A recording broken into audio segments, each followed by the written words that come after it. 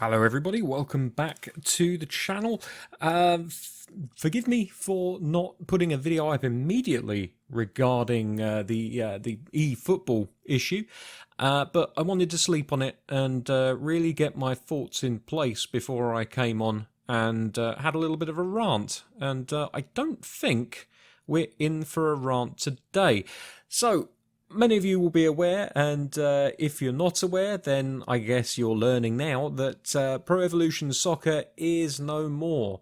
Konami have changed the name officially to eFootball, and that's not eFootball 2022, it's just eFootball. The reason for that is because PES is being changed into a platform-based free-to-play game.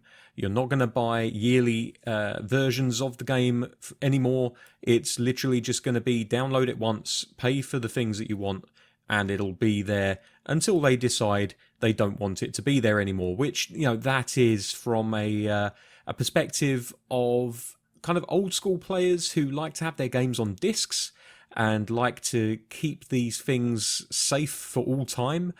That's a little bit worrying because one day Konami will just be like, we're not supporting this anymore, and it will completely disappear. There will be absolutely no way for you to play your game. That notwithstanding, let's talk about the really big news. That's right, ladies and gentlemen. Peter Drury and Jim Beglin are being retained as the English language commentators. Thank God for that. I can hear the huge sighs of relief from everybody watching this video. Sharp intake of breath. Really, really happy. Of course, I'm not happy. The commentary on PES has been awful for so long, I just turn it off now. I don't even bother listening to it anymore. Good for Drury and Beglin, I guess. They get to keep their cushy little jobs. Don't know what they're paid for it, but whatever it is, it's probably too much. I don't know. Like maybe it's down to the direction. I think that a lot of the time you can get people that are really good at their jobs. And Peter Drury and Jim Beglin are pretty decent commentators normally.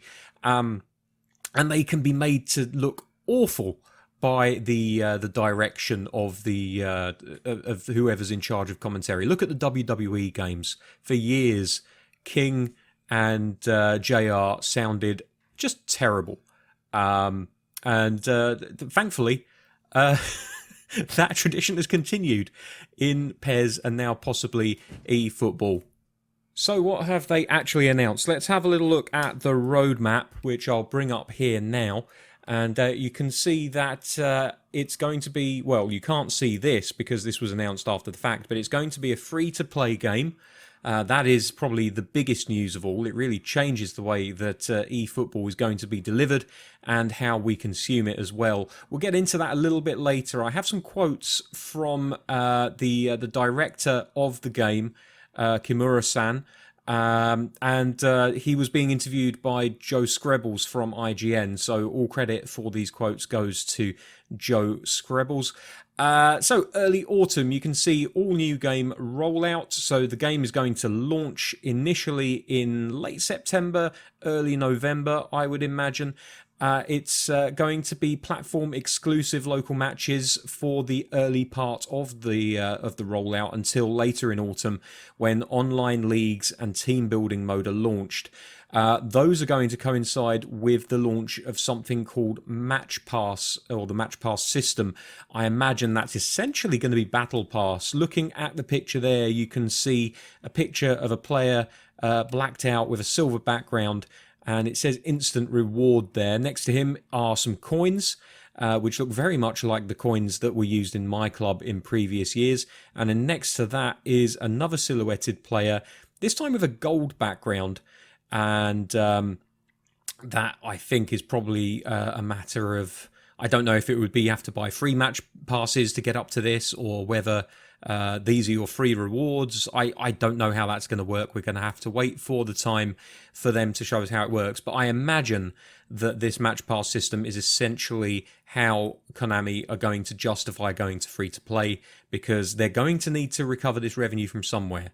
and I imagine the Match Pass system, as well as additional modes that could be downloaded, which we'll get onto later, is going to be the way that they're going to do that. Moving on to winter then, and this is where the controversy really kicks in, and we'll get to it when we get to it, but the esports tournaments will all kick off in winter, and cross-platform matches will, from the winter, also include mobile users, and they will be also having to use a controller. It says down there, mobile controller support. In order for mobile players to play against console or PC gamers, they will have to be using a controller.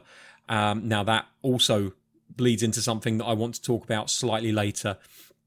But for now, we're going to not worry about that, and we're going to be talking about the fact that because this is a free-to-play game, because it is very easy for the developers to update it, it's going to be getting free updates, regular free updates. Again, Seitaro Kimura said that the platform approach of eFootball is going to allow regular updates. There will no longer be annual paid releases of eFootball, but the platform will get free yearly updates for new seasons. So you can imagine that those updates will include kits, it will include transfers, it will include new players and new player faces. Basically all of the roster updates that you would get normally from buying a new version of the game, you will be getting on a yearly basis through this platform approach to the game.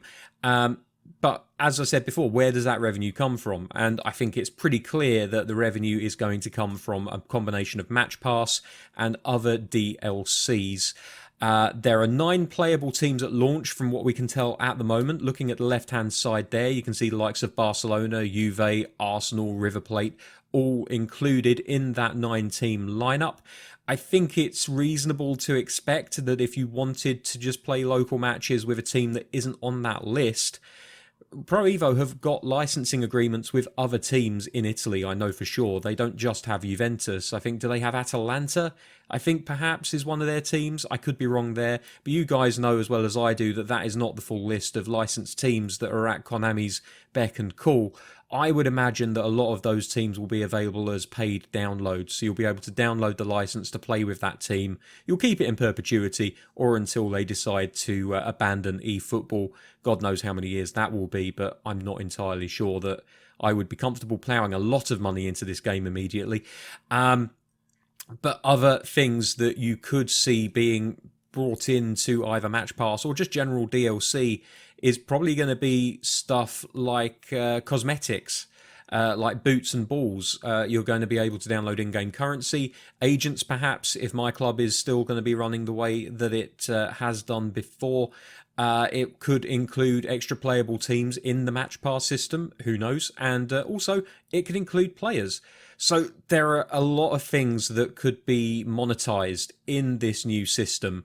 I'm not sure it's the best way to go, certainly not for players who are completionists, but hopefully there might be ways and means for them to get around that. We'll get into other game modes later on, but for now that is pretty much everything that was announced as far as the roadmap and everything that we can seemingly glean from this information. I have to say, so far I'm not impressed with this video and with this rollout. But there is one more quote, which was, it's not a direct quote from Kimura. This is just something that IGN have taken, that Joe Screbbles has taken from the conversation. He says, it will subsequently sell other modes as optional DLC, allowing players to pay for what they want out of their game. So that seems to suggest that we're not just going to be having online leagues, team building mode and esports tournaments as the only things that we can play on this game. Now, we're going to just transition to crossplay because I've seen an awful lot of people very, very annoyed, very upset and very worried about the concept of crossplay. And I can see where they're coming from, but there are several quotes taken from articles across IGN, which I'm going to bring you now, which hopefully shall at least allay some of the fears, although I know there are plenty of people out there that never trust the word of developers, especially when they show you an image of Messi in what looks like Unreal 5 quality, and then you see him in game, and I mean the memes are already flying around. I'm sure you've all seen them. So the first one is that by this winter, all versions of the game will feature crossplay, although mobile users will need to use controllers to play against console and PC players. Now that's kind of important because people are worried that the controls of eFootball could be dumbed down because of the fact that they need parity across all platforms. Now, you'll see from the other quotes that I don't think is going to be a problem, but the fact that they require mobile users to use controllers when playing against PC and console gamers is a good thing in my opinion, because it means that you have to have a certain amount of controllability, you have to have a certain number of face buttons available to you, and the controller really is the beating heart of any game. How you implement the controls on that controller is a different story, but really, you know, if you wanted to play this version of eFootball and all you had to hand was a NES controller, first of all, it won't work, but second of all, you're not going to get on very well because you'd only have two face buttons, a D-pad, and that's it. You know, you wouldn't be able to sprint, you wouldn't be able to do anything. So games move on, controllers move on, and the controller really is the main kind of like concern where you're talking about the controllability of a game. Obviously, the games need to have parity in their in-game setup as well, and that's something that they've spoken about here. Here's another quote from Kimura. He says, "We're still making games on console first. We then take that exact same experience and make it available for mobile devices. In other words, we are not making the game for mobile, but working to make mobile more console-like." It's worth pointing out as well that the game is based on a custom version of Unreal 4. It's a custom engine built within Unreal 4. Kimura has claimed that this allows for scalability that wasn't possible with other engines. And of course, that means scalability is so important when you're talking about a game that can be played on next-gen tech or on mobile devices, because mobiles do not have the same level of horsepower under the hood that a PS5 would have, let's say. Also, they play on smaller screens, which means you can get away with lower resolutions. So the scalability of this custom engine built in Unreal 4 is a real boon for the developers in terms of being able to ship the game to many, many different consoles and mobile devices. He then says, "We would ask our fans not to worry. We have made great efforts to tailor the visual quality of the game to the hardware of each device." I mean, that's basically saying what I've just said here. The scalability of this custom engine is what allows them to pull this off. And I wouldn't be surprised if the game that we got, that was the online test of the new football game, you all remember it from the beginning of the month. I wouldn't be surprised if that is a fairly long way from how the final game will control. There were glaring omissions, with that particular version of the game. One-touch passing was almost impossible. I mean, that's something which straight off the bat points to the fact that that wasn't a finished version of the match engine. The passing felt very slow, and also it didn't feel to me like the skill buttons, although they were remapped, it didn't feel like they were working particularly well for me, at least. I've never been very good at skills, but I was able to at least pull off basic ones, and on NFG I just wasn't able to pull any of that off, which makes me think they scaled it all back, because as they did say, this game is not representative of the final form and function, and we've already seen from the menus that it's very, very different.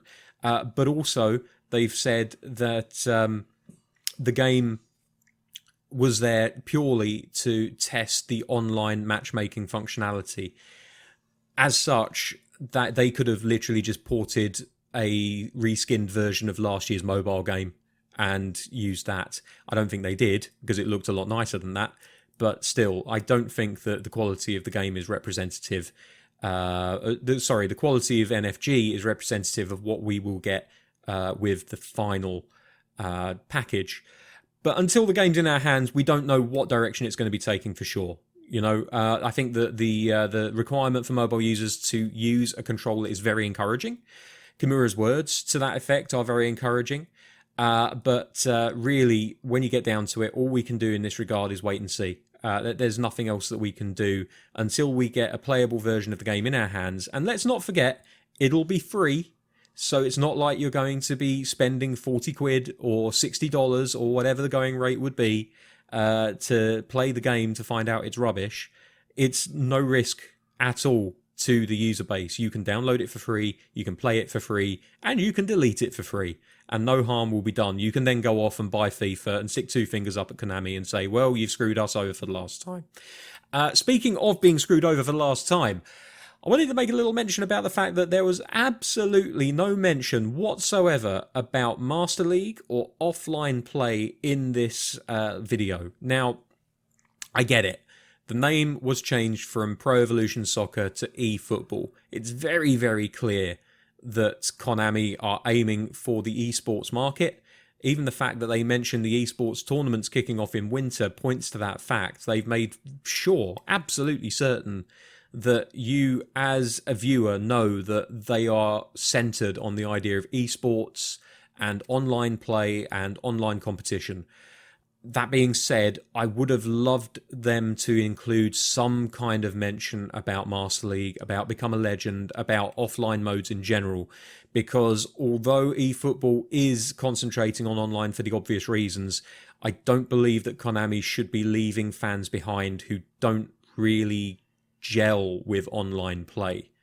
I'm one of them. You know very well what being a viewer of this channel, and if you're not a viewer to this channel, I would recommend that you check out some of my videos. I'm very much in the Master League camp. I love playing Master League every year, taking a team from the lower parts of the league system and bringing them up into the Premier League or whatever league it might be, and then going on to win European competitions. It's a challenge, and there's something about playing online, and I've been pleasantly surprised recently by the experiences I've had of playing other Pro Evo players online, but still, it's not the same experience as playing against the computer, against the AI, and I would prefer that they keep that as part of the experience, because when you get down to it, the reason why PES has been popular with its fan base for so long is that for the longest time it really has been about freedom. It's been about freedom of game modes, editing, option files, all of that. You are the person in charge. If you wanted to completely mod your game so that it had every English League team in the world in there, you absolutely could. You wouldn't be able to set them all up in a functioning league system, which is something that I would definitely like to see, is custom leagues and setups so that you can have more than 2 leagues in a national league. But, you know, if any game is going to give you the option to do that ad hoc of your own will, it would have been PES, and hopefully it will be eFootball. Speaking of the freedom to edit, IGN point out that option files will be available. I've seen this question come up a lot, and option files will still be supported. It will be supported post-launch. And there's a good reason for that, because there's nothing that needs modding in the free game. So, of course, you're not going to need an option file to mod teams that can't be modded anyway. They were unclear as to how it would be implemented. And here's the interesting thing. They're not sure about if it's coming to Xbox. Now, Xbox and option files have been like oil and water for years, and that's down to Microsoft. It's got nothing to do with Konami. PlayStation have been very open to the idea of option files, and they've opened it up for option files for years. The most complete experience for PES would always be on PC, because that is just a modder's paradise, whether you're using Cider or any other kind of modding software. But certainly for the console player, PlayStation was always the preeminent destination, because you just had so many options where it came to option files, whether it be PES World, PES Universe, whether you wanted to do it yourself. There was always the option to throw in some custom kits and mod a team to your liking. Now, interestingly, despite the fact that there was no mention of Master League, and this is one of, I think, the major failings of this video, was the fact that they didn't answer every question that was brought up by the answers they gave us. You know, they gave us 10 answers and they left us with 20 questions, which is never a good thing. If they had just reached out to some of the more prominent members of the fan base, people that could be signed up to an NDA and could give their opinions, and showed them that trailer, I'm sure that they would have had some responses which would have pointed them in the right direction. Well, you've not mentioned anything about offline play. Well, we are going to put offline play in there, but it wasn't relevant to the early launch. Yeah, but here's the thing. For you, it's not relevant. For the players, it is extremely relevant, because there are players, like I said, that only they prefer offline play. So just make a cursory mention. Just have something that says offline modes will be available to download, or something to that effect. And that would just have made everything so much better. It wouldn't have made everything better, because there's always going to be concerns over cross-playing and mobile users and things like that. But I just think that the messaging is so garbled with this video, and they could have done to just step back a couple of paces, look at it, get a fresh pair of eyes on it, and just say, have we done everything that we need to do? Are there questions that we've allowed to slip through that we could answer here and now? So Kimura has said that the team will be monitoring player feedback on the game throughout its life and potentially make alterations well before it would normally be expected to. He was asked by Joe Screbbles about the good old days when you could dress your team up as giant penguins. And he said that there are no plans to do so currently. However, if there is a lot of demand for it, it may be on the roadmap in the future. Now, that is the thing that encourages me, because he seems to be indicating there that basically this is an open platform. We can do whatever we want with it. If you have something that you want, and if enough of you want it, and you make your voices heard, we will absolutely put it in, because being as this is free to play and downloadable content is going to be their bread and butter from now on, they're not going to leave food on the table. They're just not. It wouldn't make business sense whatsoever. And I know a lot of people are going to say, well, Konami don't understand business anyway. They understand pachinko. And pachinko is all about squeezing as much money out of people as they can. And this is essentially online football pachinko. The modes would be the different types of game. I think that even if they don't have plans for Master League, and I sincerely hope that they do, because this channel pretty much relies on Master League. If they don't have plans, or if they didn't have plans for Master League, I think that there's going to be a healthy number of people screaming at them over Twitter, and I would advise people, don't be rude to them, just be polite. You always get more from being polite to someone than you do being rude and confrontational. Just send them a little tweet if you must, and just say, hey Konami, it doesn't seem like you've got plans for Master League. That's very disappointing. I would love to see Master League in this game. And if they get enough of those messages, you can bet your ass they're going to put it in the game, because they don't want to lose out on that money. It's just perfect business sense. So, although there was no mention of offline play and things like Master League and Become a Legend in this release, I'm keeping my fingers crossed for August, when they will be releasing more information. So, that's pretty much it. My overall thoughts about the video are, certainly it was well produced, but it missed out on so many obvious questions that needed answering, that they've actually just made a rod for their back. And the fact that all of their customer facing social media accounts are basically watch this space, rather than getting some answers out to people, that it can be taken one of two ways. Either they're just being very, very stubborn, and they don't understand that really you're better off satiating the crowd. If you have the information that is going to satiate the crowd, do it. Or the more worrying option is they're not telling us anything because they know those answers are going to absolutely stink the place out. And if that's the case, oof, good luck. That's going to do it for this video, everyone. Thanks very much for watching. I'll see you in the next one. Take care. Bye-bye.